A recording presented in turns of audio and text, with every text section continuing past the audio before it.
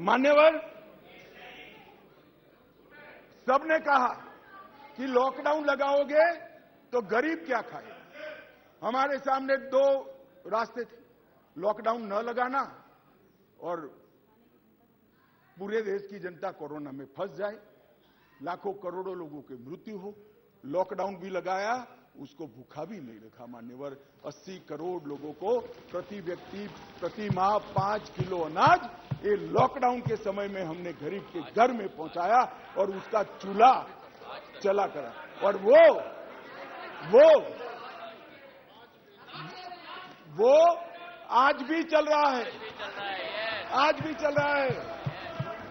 भाई, अविश्वास प्रधानमंत्री में और मंत्रिमंडल में अविश्वास आपको हो सकता है, देश के गरीब को, देश की जनता को नहीं है, क्योंकि उज्ज्वला योजना मोदी जी लाए, हर घर नल मोदी जी ने पहुंचाया, बिजली मोदी जी ने पहुंचाई, पीएम किसान 2.5 लाख करोड़ मोदी जी ने पहुंचाए, 3 करोड़ लोगों को घर दिया, 60 करोड़ लोगों को 5 लाख का स्वास्थ्य का खर्चा दिया, बैंक खाते 49 करोड़ से ज्यादा खुलवाए, डायरेक्ट बेनिफिट ट्रांसफर में 25 लाख करोड़ रुपया भेजा, 80 करोड़ गरीबों को वैक्सीन लगाकर अनाज दिया।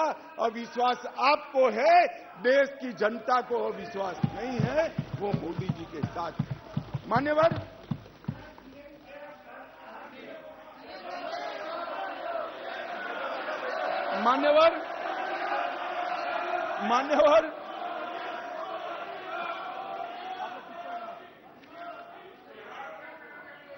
अध्यक्ष जी,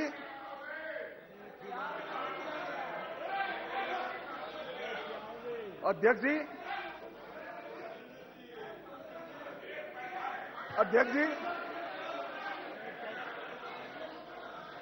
अध्यक्ष जी, इस सदन में एक ऐसे नेता है, अरे यार सुनो ना, इस सदन में एक ऐसे नेता है जिनको आज तक 13 बार राजनीति में लॉन्च किया गया है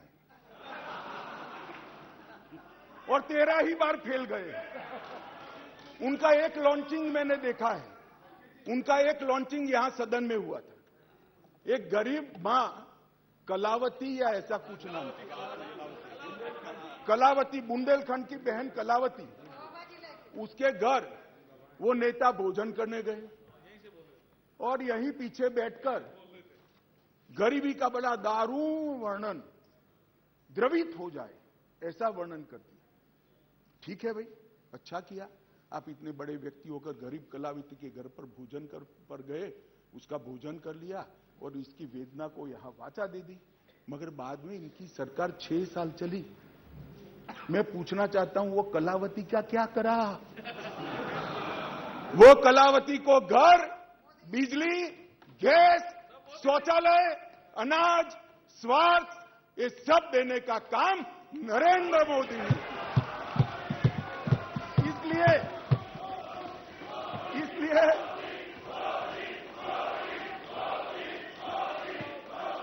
इसलिए जिस कलावती के घर पर आप भोजन पर गए हो, इसी को भी मोदी जी पर अविश्वास नहीं है, वो आज मोदी जी के साथ है। मान्यवर, राष्ट्रीय पिछड़ा वर्ग आयोग बनाया, पिछड़ा वर्ग को संवैधानिक मान्यता दी, आर्थिक रूप से कमजोर लोगों को 10% का रिजर्वेशन इतने सालों के बाद पहली बार मिला और 2 बार राष्ट्रपति बनाने का उम्मीदवार चयनित करने का हमें मौका मिला। सत्ताधारी पार्टी एनडीए ने, बीजेपी ने एक बार दलित और एक बार आदिवासी भारत में प्रथम बार एक गरीबों के लिए काम करने वाली ये सरकार है। नरेंद्र मोदी जी ने गरीब कल्याण का जो यज्ञ चलाया है, इससे गरीब के घर में जाते हैं तो वो दिन मित्र कर नरेंद्र मोदी को बुलाते हैं। गरीब अपने आप को अब मोदी जी में अपना मित्र ढूंढता है। मान्यवर, ये इसलिए मैं कह रहा हूं, अविश्वास आपको है, देश की जनता को अविश्वास नहीं है। मान्यवर, अटल जी, इस देश को 11वीं अर्थव्यवस्था छोड़कर गए। अब अटल जी तो जन नेता थे, ज्यादातर सांसदों की तरह कार्यकर्ता के नाते काम करते करते, आइडियोलॉजी का प्रचार करते करते देश के प्रधानमंत्री बने। 6 साल तक चलाया। 6 साल में 15वें नंबर से 11वें नंबर पर लाए। फिर एक अर्थशास्त्री प्रधानमंत्री बने। यूपीए की सरकार आई। मैं उनका धन्यवाद करना चाहता हूं कि 11वें नंबर से 12वें नंबर पर नहीं ले गए, उन्होंने 11वां नंबर संभाल कर रखा। और फिर नरेंद्र मोदी जी आए। ढेर सारे पंडित कहते थे मोदी जी देश का अर्थतंत्र कैसे संभालेंगे। मनमोहन सिंह चौपट कर गए हैं, सारे ग्राफ उल्टे हैं, सारे पैरामीटर्स आउट ऑफ कंट्रोल है।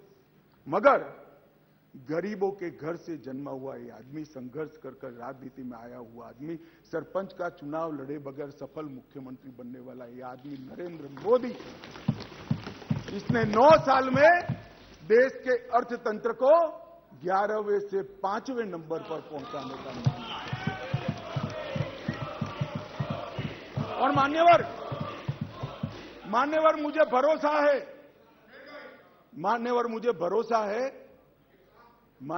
तो भरोसा है, मेरे ज्यादातर साथी चुनकर भी आएंगे, वो भी देखेंगे। फिर से एक बार मोदी जी प्रधानमंत्री बनेंगे और देखते देखते देखते 2027 तक देश दुनिया का 3रा नंबर का अर्थतंत्र हमारा देश।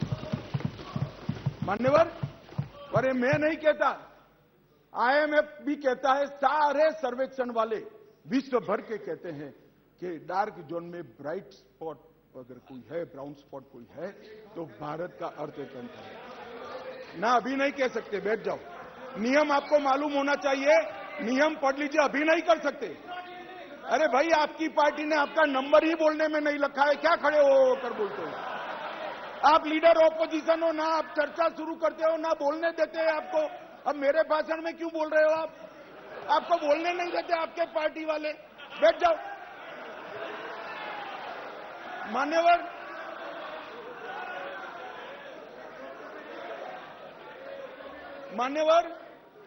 आने वाले दिनों में, आने वाले सालों में और आने वाले दशकों में दुनिया के अर्थतंत्र का, दुनिया भर के अर्थतंत्र के जो महत्वपूर्ण क्षेत्र है, वो सब में दूरदर्शितापूर्ण फैसले लेकर मोदी जी ने सटीक नीतियां बनाकर भारत को इसके अंदर एक फाउंडेशन डालने का काम समाप्त कर दिया। चाहे ग्रीन हाइड्रोजन हो, चाहे इलेक्ट्रिकल व्हीकल हो, चाहे अंतरिक्ष हो, चाहे डिफेंस का प्रोडक्शन हो, चाहे इलेक्ट्रॉनिक आइटम का मैन्युफैक्चरिंग हो, चाहे क्वांटम इंजीनियरिंग के अंदर संवर्धन और R&D करना हो, और चाहे ऑर्गेनिक फूड का बाजार खड़ा करना हो। ये 7 के 7 क्षेत्र जो इमर्जिंग क्षेत्र दुनिया के अर्थतंत्र में माने जाते हैं, वो 7 क्षेत्र में मान्यवर मोदी जी ने ऐसा फाउंडेशन डाला है कि आने वाले 5 ही साल में भारत दुनिया के अर्थतंत्र में एक प्रमुख शक्ति बने, इसका मुझे विश्वास है। मान्यवर, इंफ्रास्ट्रक्चर की गति शक्ति के तहत सिर्फ 2024-25 तक 2 लाख किलोमीटर राष्ट्रीय राजमार्ग हम समाप्त कर देंगे। 2020-21 में 37 किलोमीटर प्रतिदिन बनाए, 148 हवाई अड्डे बने हैं। मोदी जी के आने के पहले 74 थे, अब 148 हो गए। Vande Bharat semi high speed train शुरू हो चुकी है। 99,000 करोड़ की सागरमाला परियोजना, जो इंफ्रास्ट्रक्चर का बहुत बड़ा दूरगामी कदम है, वो पूरा हो चुका है। कार्गो हैंडलिंग की क्षमता देश की 79% बढ़ी है, अगले साल तक 2 गुना हो जाएगी। और 27 ट्रेनों में मेट्रो उपलब्ध कराई है, और भारत नेट 6.20 लाख किलोमीटर फैला दिया है। लाखों गांवों तक भारत नेट को पहुंचाना चाहता है। मान्यवर, इंटरनेट कनेक्शन में दुनिया में सबसे ज्यादा वृद्धि भारत ने दर्ज करी है, 231% की वृद्धि। और पूर्वोत्तर के लिए भी ढेर सारे एयरपोर्ट बनाने का काम नरेंद्र मोदी सरकार ने किया है। मान्यवर स्वास्थ्य के बजट में भी 139% की वृद्धि नरेंद्र मोदी सरकार ने करी है। पिछले 8 वर्षों में 4,85,000 करोड़ रुपया खर्च किया गया। एमबीबीएस की सीटों में 93% वृद्धि और पीजे की सीटों में 100% वृद्धि कर डॉक्टर की संख्या को दुगना करने का काम नरेंद्र मोदी सरकार ने किया है। मान्यवर, इतना ही नहीं, ढेर सारे विषय मेरे साथियों ने बहुत बताया।